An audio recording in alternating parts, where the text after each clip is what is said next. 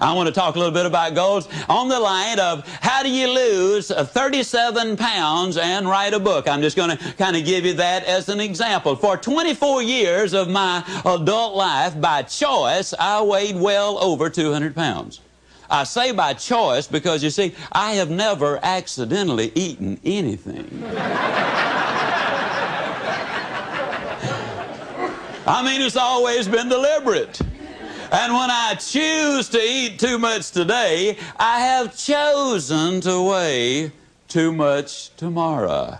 You can choose to set goals and realize your potential, or you can choose not to set them. Now, if you choose not to set them, you got to understand that the consequences are not going to be good down the road. For 24 years, I was going to lose that weight. As a matter of fact, in 24 years, I lost several thousand pounds of weight. How many of you already know exactly what I'm talking about?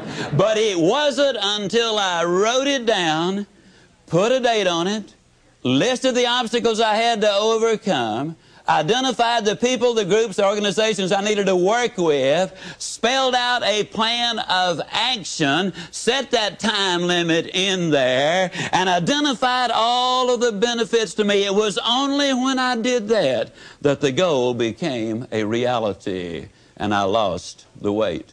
For 10 or 15 years, I was going to write a book. You know anybody who's going to do just a whole lot of things, folks? I was going to write a book. But it wasn't until I got busy writing the book and writing the plans first before the book ever materialized.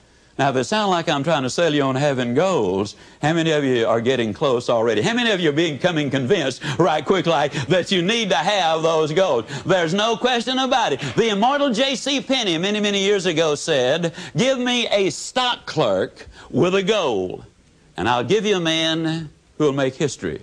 But give me a man without a goal, and I'll give you a stock clerk."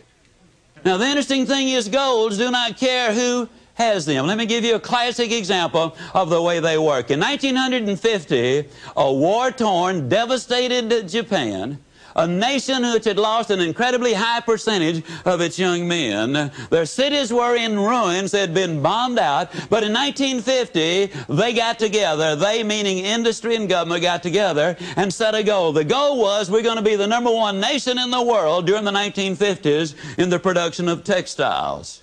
In 1959, ladies and gentlemen, they accomplished that objective. In 1960, they set another goal. We're going to be the #1 nation in the world in the production of steel. Now, when you understand there's no iron ore in Japan of any significance, there's no coal of any significance there, we're going to be the #1 nation in the world in the production of steel, it seemed like an absurd goal, and yet they reached their objectives. They had taken all of the steps. In 1970, the Japanese set another goal. They said during the 70s, we'll be the #1 nation in the world in the production of automobiles.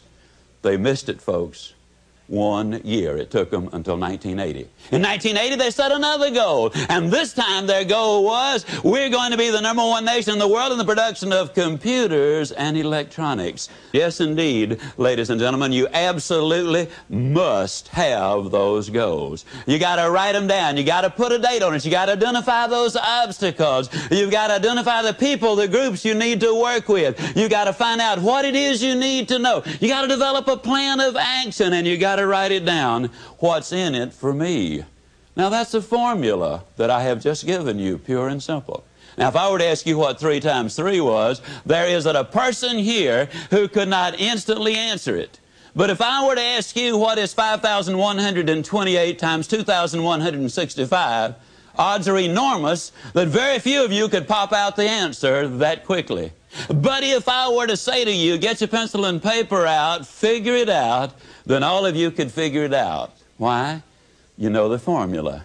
Now, you see, if you know the formula, it really doesn't make any difference, ladies and gentlemen, what the goal really is. When I started to write the book, I took precisely the same steps that I'm talking about. I wrote down the objective. I wrote down the time I completed or expected to complete the book. I identified the obstacles there. And yes, I know this is repetitious. It's the mother of learning. I wrote out and identified the people, the groups, the organizations I needed to work with. I devised a plan of action to do it. I spelled out what I needed to know, and I wrote it all down, what's in it for me.